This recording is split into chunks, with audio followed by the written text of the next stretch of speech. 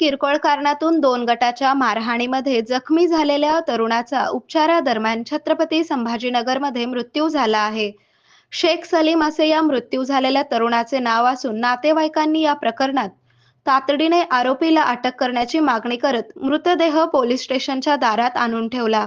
शेकडो नातेवाईक हिंगोली शहर पोलीस स्टेशनच्या पुढे जमले होते. आरोपींना अटक केल्याशिवाय मृतदेह अंत्यसंस्कारासाठी घेऊन जाणार नाही, असा पवित्रा नातेवाईकांनी घेतला. आपल्या मुलाचा एकही गुन्हा नसताना 20 ते 25 जणांनी धारदार शस्त्राने वार केल्याचं मृत्यू झालेल्या तरुणाच्या वडिलांनी सांगितले आहे. दरम्यान, नातेवाईकांच्या आंदोलनानंतर पोलीस निरीक्षक संदीप मोदे यांनी मुख्य आरोपीला अटक केल्याची माहिती दिली. 4 आरोपी अटक असून इतर आरोपींना सुद्धा अटक करण्यासाठी पथके पाठवले असल्याचे त्यांनी सांगितले.